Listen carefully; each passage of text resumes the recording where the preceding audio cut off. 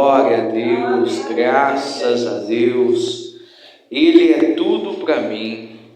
Ele é para os irmãos. Jesus é tudo para nós. Aleluia. Ele é o nosso Senhor, o nosso Salvador.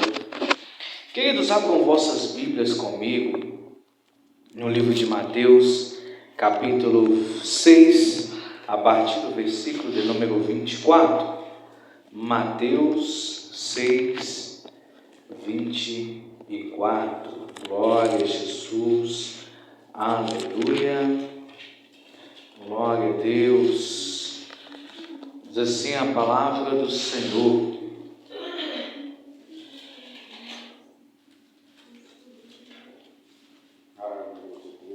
Glória a Jesus. Ninguém pode servir a dois senhores, pois odiará um e amará o outro, ou dedicará um e desprezará o outro. Vocês não podem servir a Deus e ao dinheiro, ou mamon em algumas traduções. Portanto, eu lhes digo, não se preocupem com a sua própria vida, quanto o que comer, o que beber, nem com o próprio corpo, quanto o que vestir. Não é a vida mais importante do que a comida e o corpo mais importante do que a roupa? Observem as aves do céu, não semeiam, não colhem, não armazenam para si celeiros, contudo o Pai Celestial as alimenta. Não têm vocês muito mais valor do que elas? Quem de vocês, por mais que se preocupe, pode acrescentar uma hora que seja a sua vida? Porque vocês se preocupam com roupas. Vejam como crescem os lírios do campo. Eles não trabalham, nem tecem. Contudo, eu lhes digo que nem Salomão, em todo o seu esplendor, vestiu como eles. Se Deus veste assim a erva do campo, que hoje existe e amanhã é lançada no fogo, não vestirá muito mais vocês, homens de pequena fé. Portanto, não se preocupem dizendo: que vamos comer? Ou que vamos beber? Ou que vamos vestir? Pois os pagãos que correm atrás dessas coisas, mas o Pai Celestial sabe que vocês precisam delas. Busquem, pois, em primeiro lugar o reino de Deus e a sua justiça, e as demais coisas vos serão acrescentadas. Amém? Senhor nosso Deus, mais uma vez falamos com o Senhor na noite desse dia, Pai. Senhor, lindo está a tua palavra, Senhor. E alguns minutos que nos restam do culto, queremos te adorar através do ensino, através da palavra, Senhor. Deus, o Senhor que é o mestre dos mestres, o Senhor dos senhores. Agora ilumina-nos, ó Pai, segundo a tua vontade e o teu querer. Não para falar aquilo que eu quero falar, mas sim aquilo que o Espírito Santo quer nos transmitir, nos ensinar na noite desse dia, Pai. Sê conosco. É o que nós adoramos, servimos e glorificamos a Ti. Em nome de Jesus. Amém. Irmãos, uma das doenças que mais tem atacado o ser humano, uma não, duas das doenças que mais tem atacado o ser humano nesses últimos dias, chamam-se ansiedade e depressão, com maior número para a ansiedade. Ansiedades antes era um problema de adultos, era um problema apenas de adultos, por muitos afazeres, por muitas preocupações, por situações mal resolvidas, problemas não solucionados, então o adulto entrava em depressão. Porém, hoje esse quadro não é mais somente do adulto. O que tem de casos em adolescentes, crianças e jovens é alarmante, é assustador. Jovens, adolescentes, por ansiedades.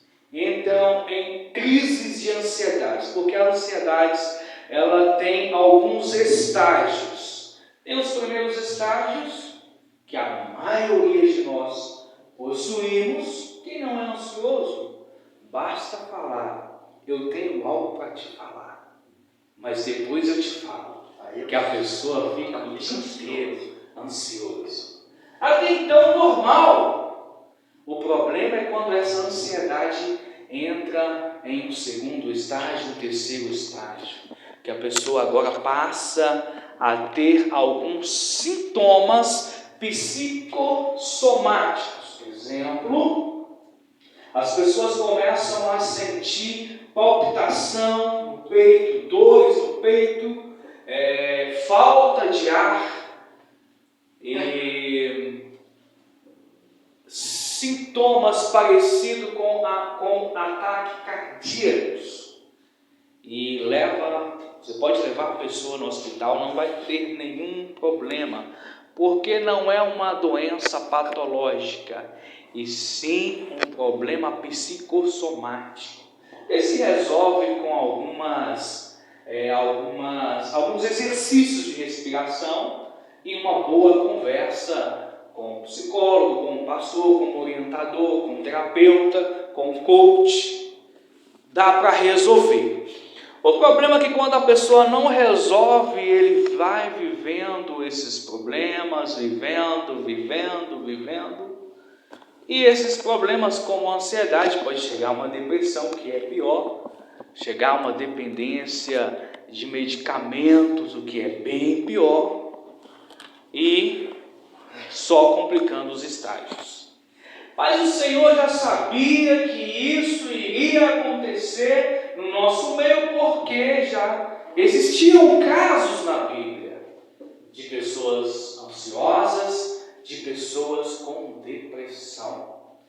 Então o Senhor ele vem nos orientando: buscai primeiro o reino de Deus e a sua justiça, que as demais coisas vos serão acrescentadas.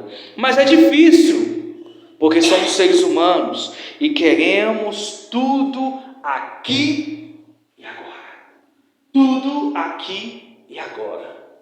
Principalmente quando Deus promete algo para mim e para você. E aí nós começamos a julgar Deus. Mas está demorando. Deus está demorando em trazer essa resposta para mim, o que Ele prometeu. Vindo para a Bíblia, nós encontramos várias pessoas que passaram por vários processos. Como, por exemplo, Deus tinha dado sonhos para José.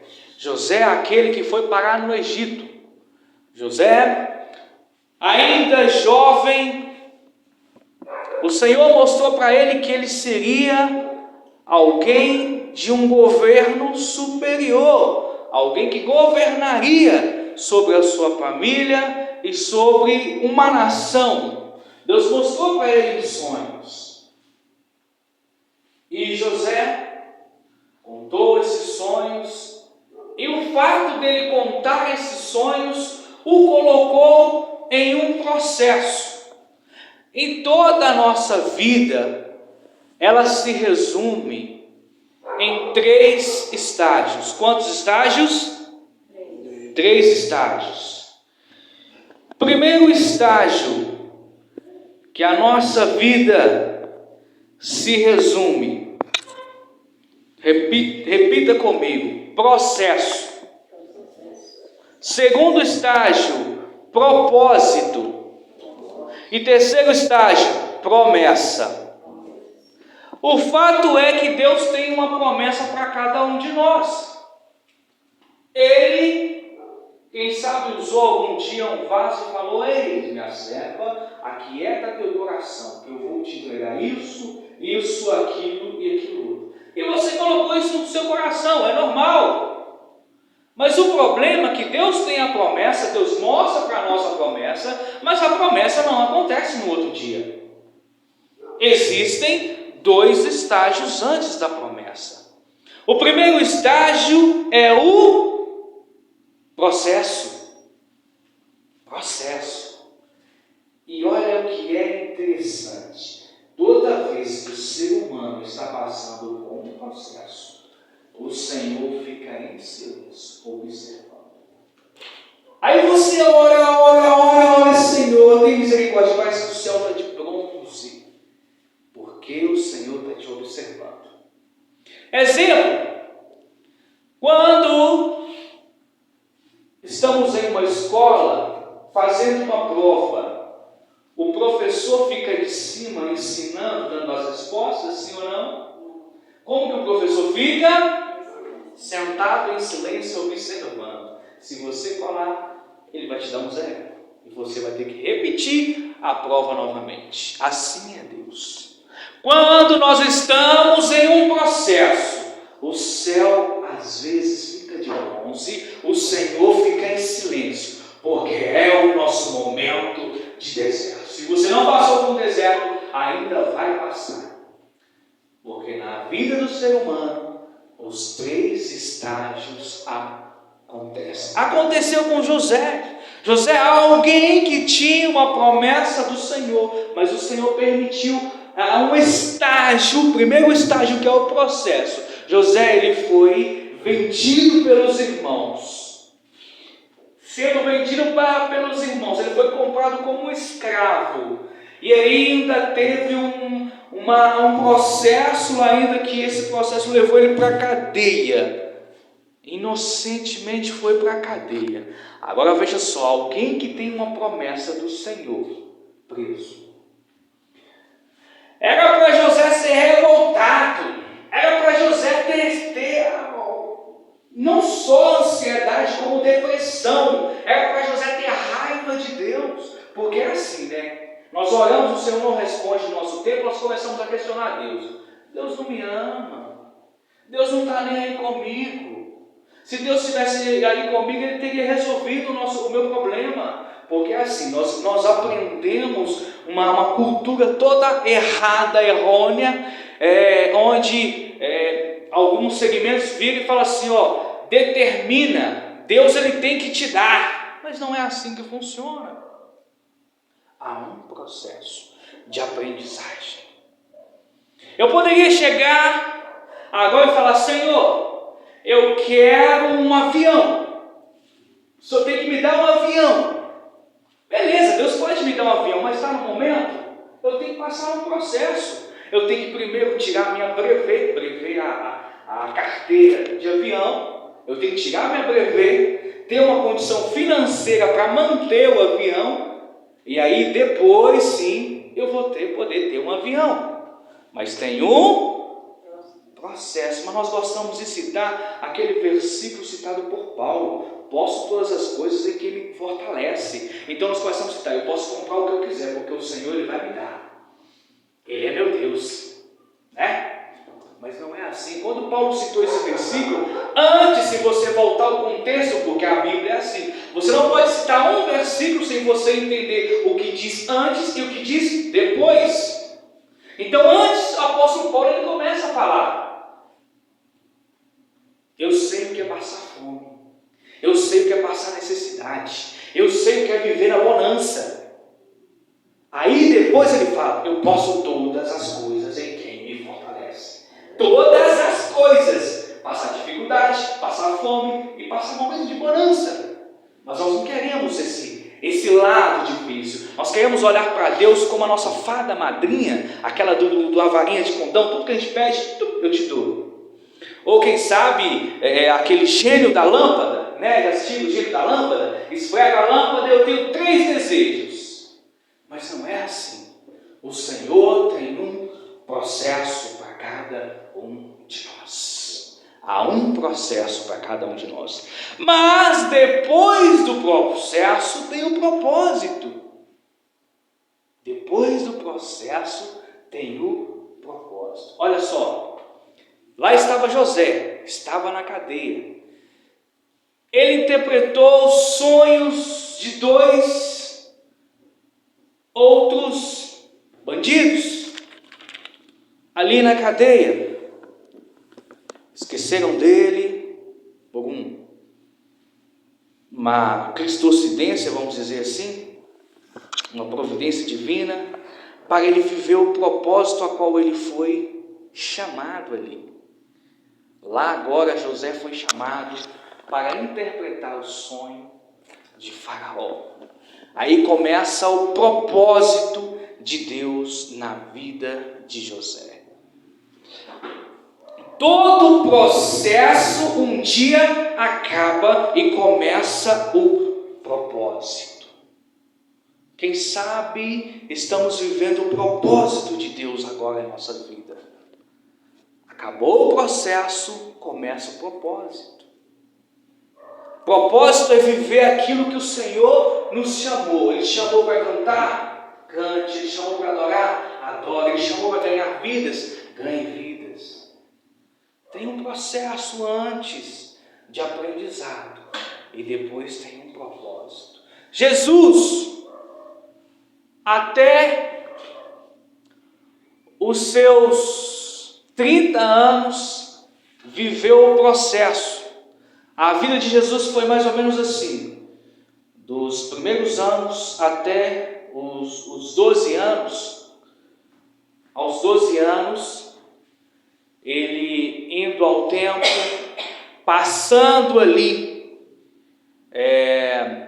no templo, onde a Bíblia vem falar para nós que ele estava no meio dos doutores. Era um costume do povo judaico, aos 12 anos de idade, o adolescente passava por uma prova, e se ele fosse aprovado no meio dos doutores, se ele tivesse a sabedoria suficiente para ser aprovado, ele iria para uma escola, uma escola sacerdotal, que ele viveria dos seus 12 anos até os 30 anos estudando. Não é como hoje, qualquer um pode ser pastor, basta ter desejo e chamado e pode ser pastor. Não é como hoje, dos 12 aos 30 anos, para ser sacerdote tinha que estudar, e não vai na escola e volta para casa, não, ele fica na escola estudando. 18 anos de formação.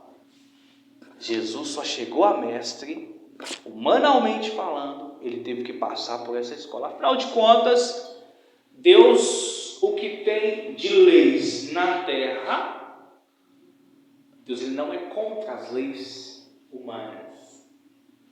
Então Jesus passou por esse processo, e depois desse processo, aos 30 anos, ele começou a viver o propósito dele aqui na terra.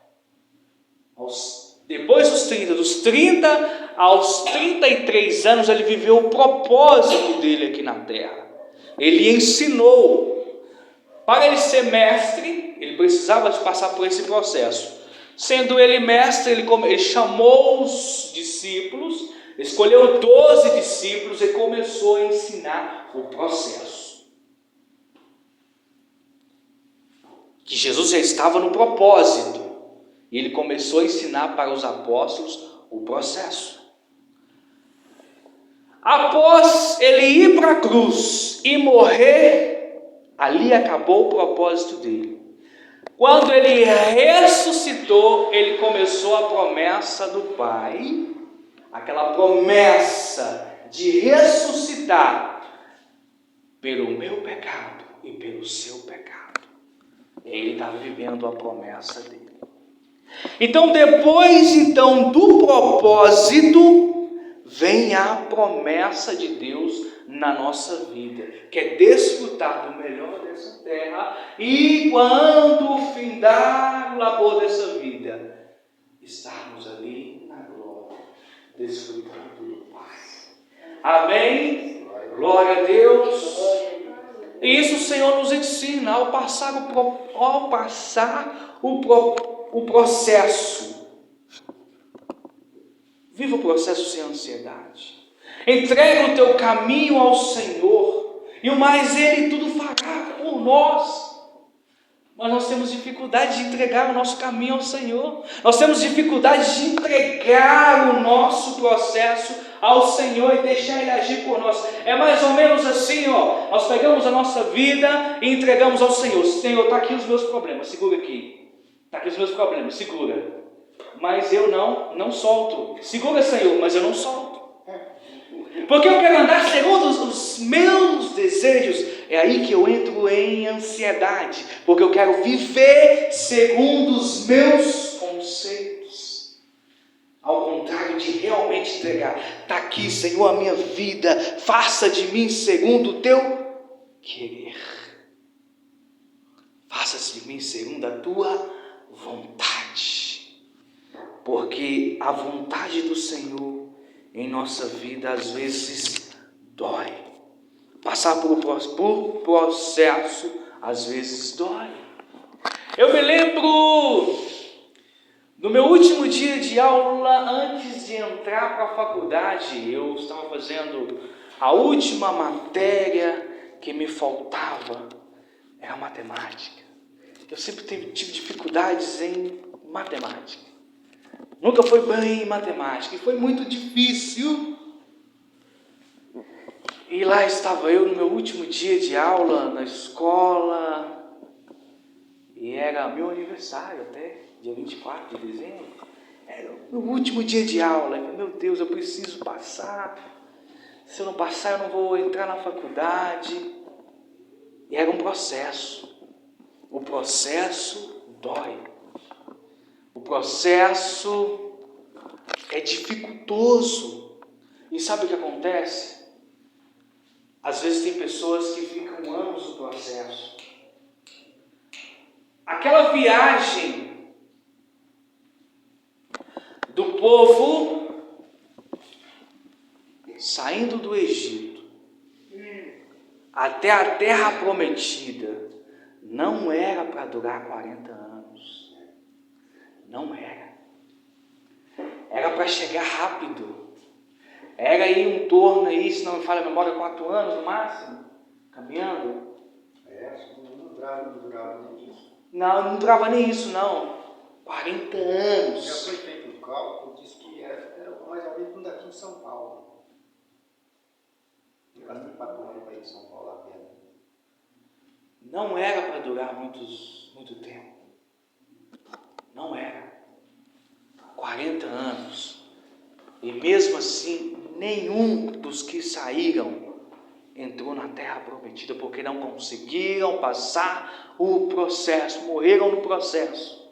Apenas quem nasceu no processo, nasceu de 20 anos para baixo, conseguiu entrar na terra prometida. Era porque ele saía de Canaã, ia lá e vai se contar.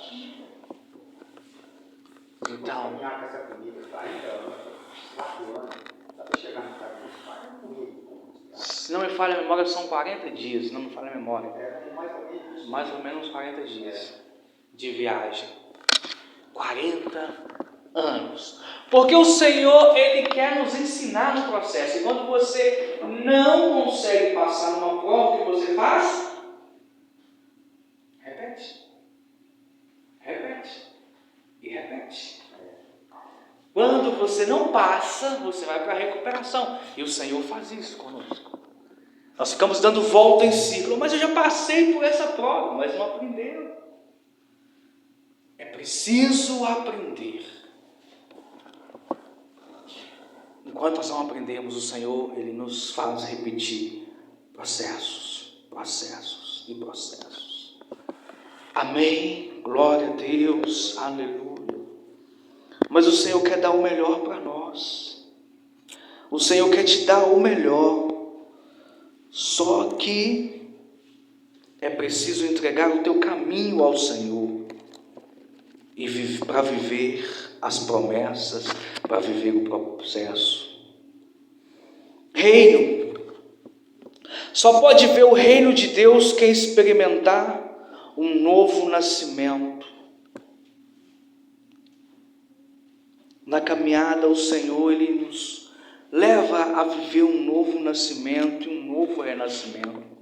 O que eu acho interessante no Senhor é que Ele dá sempre uma nova oportunidade para quem está precisando. Eu costumo dizer que o Senhor é como alguém que trabalha na área de informática. Quem tem computador ou até mesmo celular hoje é o mesmo processo. Quando o celular está travando, complicado, o que nós fazemos com ele? Formatamos. E ele começa do zero. Do zero. Assim é o computador também. Quando o computador está com problema, não tem como consertar, cheio de vírus, travando. E aí nós levamos um técnico em informática, ele vai formatar o computador, vai limpar o computador todo e vai começar do zero. Então o Senhor ele disse uma vez para Nicodemos: necessário te é nascer de novo. Nascer novamente da água e do Espírito. Há momento na vida do ser humano que é preciso pedir ao Senhor: Senhor, eu estou precisando de nascer de novo. Eu estou precisando de um renovo, de recomeçar do zero. Há momento que precisamos dobrar os nossos joelhos e falar: Senhor, me quebra e faz de novo. Me refaz de novo. É preciso experimentar um novo nascimento. Jesus disse para Nicodemos: necessário te é nascer de novo da água e do Espírito. Da água e do Espírito. Não sendo assim, não conseguimos viver o reino de Deus em nossa vida. O reino de Deus é semelhante a uma plantação. E dizia: o reino de Deus é assim, como o homem lançasse a sua semente na terra e dominasse, e levasse noite ou de dia, e a semente brotasse e crescesse, não sabendo ele como, porque a terra por si mesma frutifica, primeiro a erva, depois a espiga, por último o grão cheio de espiga, e quando já o fruto se mostra, mete-lhe logo a foice, porque é chegada a ceifa. O reino de Deus ele tem os processos. Início aponta para a pregação do Evangelho em busca de novas vidas. O meio aponta para o crescimento do Evangelho e o fim aponta para a colheita que está próxima. Todo cristão, dentro do processo, passa por esses 3 estágios: o início, o meio e o fim. Cada um de nós aqui entregamos a nossa vida para Jesus e andamos com Ele na caminhada dia a dia.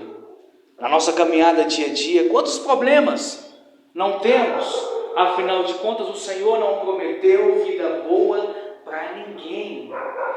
É mentira aquele pastor que prega prosperidade para quem é cristão. Prosperidade de uma forma irresponsável. Por que eu chamo de prosperidade de uma forma irresponsável? Porque existem pessoas que pregam a prosperidade onde começa a ir contra os princípios que a Bíblia nos ensina. Ensinando: venha para cá, que a partir do momento que você lançar uma semente, uma oferta, Deus vai multiplicar, Deus vai prosperar a sua vida. Aí começam a fazer campanhas, e no final do culto lançam envelopes, R$100, R$300, R$200. Se você lançar uma sementinha aqui, Deus vai prosperar a sua vida. Se você lançar uma sementinha aqui, Deus vai te dar isso, aquilo outro, e começa a lançar alguns testemunhos de algumas pessoas que conseguiram alguma coisa. Olha, fulano de tal lançou uma semente na obra e Deus deu ele a chave do carro. E começa então a criar essas ideias. Mas não é isso que a Bíblia ensina. Quando começou o cristianismo, sabe como que o povo prosperava? Eles vendiam as suas construções, as suas casas, as suas fazendas, levavam e depositavam nos pés dos apóstolos, e ali era dividido entre os irmãos. Era dividido entre os irmãos. Esta era a prosperidade do povo de Deus. E sabe o que a Bíblia ensina sobre prosperidade? O maior princípio de prosperidade é confessar o seu pecado ao Senhor. Porque aquele que não confessa, não prospera. Diferente do que o povo fala, porque quando se fala em prosperidade, a maioria de nós pensamos só em situação financeira. E prosperidade em todas as áreas da vida. Quer prosperar? Primeiro princípio, analise a sua vida, veja o que está te levando à ansiedade, o que está te levando à depressão e resolva. Esse é o primeiro princípio de prosperidade. Cabelo fala, confessar aquilo que está errado na sua vida, que precisa ser mudado. Esse é o primeiro princípio de prosperidade. Se eu pegar uma oferta e entregar na casa do Senhor, o Senhor vai me prosperar? Não tem base bíblica para pregar dessa forma. A sua oferta é sim uma semente que o Senhor pode abençoar? Sim, a princípio sim, para a Bíblia nessa forma, mas eu não posso barganhar com o Senhor. Não é assim que funciona, como se fosse uma aplicação em ações. Como que funciona a aplicação em ações? Eu vou lá e compro uma ação hoje de R$100 e amanhã eu vendo aquela ação por 150. Não é assim na igreja. Não funciona assim na casa do Senhor. O Senhor, Ele me prospera através da minha mudança de mentalidade. Quer ver uma prosperidade na Bíblia? Quando nós olhamos para aquela mulher que procurou Eliseu e disse: Eliseu, meu marido, era temente ao Senhor, ele morreu e me deixou dívidas. E agora vem os credores e querem levar os meus 2 filhos para trabalhar como escravo, porque era permissão da lei. Os credores tinham direito de levar os filhos para trabalhar como escravos, a fim de que pagassem aquela dívida. Eliseu trouxe uma solução para aquela mulher. Vai, pega vasilhas emprestadas, muitas vasilhas, derrama azeite e venda. A prosperidade está implantada em mudança de mentalidade. Prosperidade financeira é mudança de mentalidade. Exemplo, se a pessoa ganha um salário mínimo, ele quer mudar de vida, ele gostaria de ter um carro que vale 100, 200 mil. Com um salário mínimo, ele tem condição de manter um carro de 100, 200 mil? Sim ou não? Então ele precisa de mudar a mentalidade. Ele ganha um salário mínimo, então beleza. O que eu posso fazer para ganhar mais? E a Bíblia vem nos ensinando o princípio da prosperidade financeira, é a mudança de comportamento. Eu hoje tenho uma fazenda, eu quero crescer, eu vou vender a minha fazenda, comprar 2, eu vou investir em alguma coisa para crescer financeiramente. Há uma frase que eu ouvi que diz assim: quem come a semente nunca prospera. A semente não foi feita para comer, foi feita para plantar. Não é? O que significa? Você tem uma lavoura de café hoje, você quer prosperar? Invista. Mas é pouquinho, só dá para minha despesa. Reduz a despesa, faz investimento, planta mais. Quer crescer financeiramente? Aí está o processo. Eu não sou dizimista porque eu quero ver a minha vida se deslançando, crescendo financeiramente. Eu sou dizimista porque eu sou abençoador da obra do Senhor. Eu sou ofertante porque eu quero abençoar a obra do Senhor. Eu quero ver a obra do Senhor crescer. E a misericórdia do Senhor me alcança. Mas eu não posso chegar e ofertar na casa do Senhor com o pensamento seguinte: eu vou dar aquela oferta e eu sei que Deus vai expandir. Não é assim que funciona. Nós somos fiéis ao Senhor nos nossos dízimos e nas nossas ofertas. Questão de fidelidade ao Senhor, não por ganância. não por ganância, porque Deus ama quem dá com alegria. De que me adianta chegar alguém aqui e começar a pregar prosperidade e falar assim: você vai lançar uma oferta de R$200 aqui e Deus vai te prosperar. Talvez eu vou na frente e lanço aquela oferta de R$200, mas com o coração fechado, aquele R$200 vai me fazer falta. O que adianta? Não foi com alegria de coração. Não foi com alegria de coração. Os irmãos estão entendendo? Amém? Sejam abençoadores da obra do Senhor, mas aquilo que Deus colocar no seu coração. Seja fiel ao Senhor no seu dízimo, porque a Bíblia ensina ser fiel no dízimo, que é a 10ª parte, e ser fiel na oferta, aquilo que Deus colocar no seu coração, a não ser que o obreiro local esteja fazendo uma campanha para resolver alguma coisa, comprar alguma coisa que é diferente. Amém? Glória a Deus, aleluia, a Deus a honra, a Deus a glória. Buscai primeiro o reino dos céus, é o que a Bíblia nos ensina, é o que a palavra nos ensina. Também o reino de Deus é comparado a uma semente de mostarda e o fermento.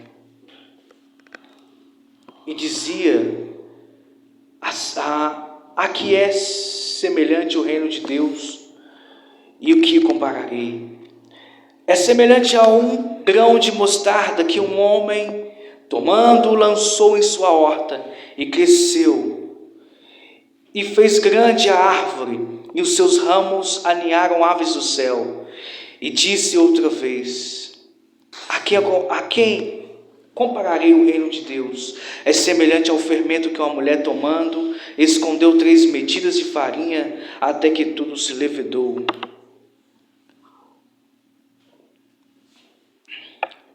Nos 2 exemplos, o Senhor vem apontando para o crescimento que deve ser notório na vida do cristão.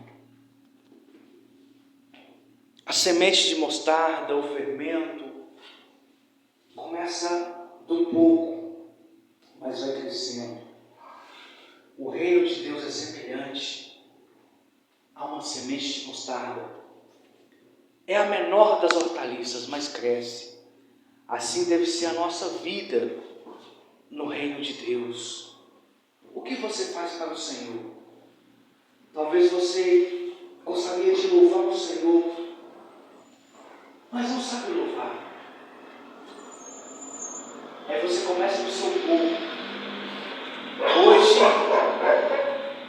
você louva, você erra, mas aí você vai insistindo e vai crescendo espiritualmente.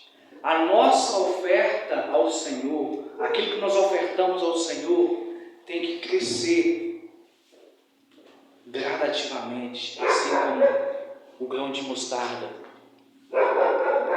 Por exemplo, eu, na minha primeira congregação, tinha 17 anos. Geralmente as minhas mensagens final não passavam de 8, 10 minutos, porque eu não sabia pregar. Eu não conhecia a Bíblia como conheço hoje, mas aí a gente vai crescendo na graça e no conhecimento. Assim o reino de Deus em nossa vida tem que ser dessa forma, tem que ser gradativamente crescendo. A nossa oferta tem que ser a melhor a cada dia. Quando eu digo oferta, eu digo o que eu estou trazendo para o Senhor. Por exemplo, a minha oferta é o louvor, mas hoje eu canto um hino da harpa, e aí quando é o outro culto eu canto o mesmo hino, aí passa o terceiro culto eu canto o mesmo hino. Eu estou crescendo na minha oferta ao Senhor? A minha oferta tem sido como o grão de mostarda? Mas eu não sei cantar, eu sou simples. Mas o grão de mostarda é assim, começa pequeno, mas vai crescendo, sempre melhorando para o Senhor. Sempre melhorando para o Senhor. Amém? Glória a Deus, aleluia, aleluia, glória a Jesus. Assim é o reino dos céus, assim é o reino de Deus. A palavra de Deus diz: buscar primeiro o reino do Senhor, o reino dos céus. Precisamos estar buscando a presença do Senhor todos os dias em nossa vida, em primeiro lugar. Uma coisa que eu vi outro dia, uma ilustração e tem sido sério. Se nós tratássemos a nossa Bíblia como nós tratamos o nosso celular, nós tínhamos muito mais conhecimento da palavra do Senhor e estaríamos muito mais no reino do Senhor do que nos dias atuais. Nós amanhecemos com o celular na mão, qualquer mensagem que habita, procuramos. E a Bíblia, será que nós paramos para ler pelo menos um capítulo por dia? Eu fiz um propósito com o Senhor e Deus está me ajudando a cumprir. Eu disse que no mínimo, uma vez por ano eu quero ler a Bíblia toda.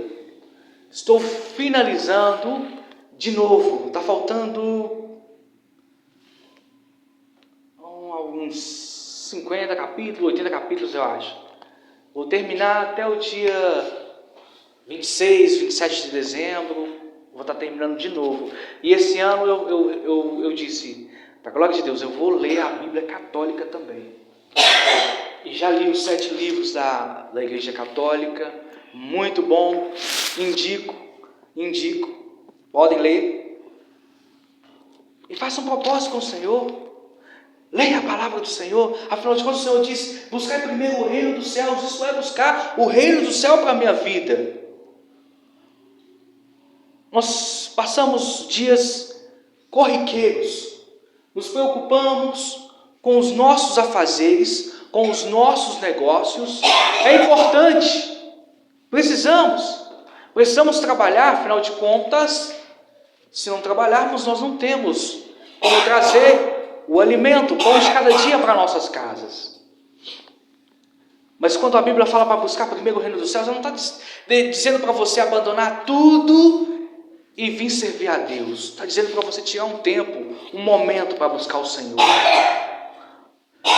Daniel trabalhava no palácio como conselheiro do rei, como governador de províncias. Mas Daniel, mesmo sendo estadista, ele tirava 3 vezes ao dia para orar. Quem sabe de manhã 1 hora, quem sabe ao meio-dia 1 hora, quem sabe à tarde mais 1 hora.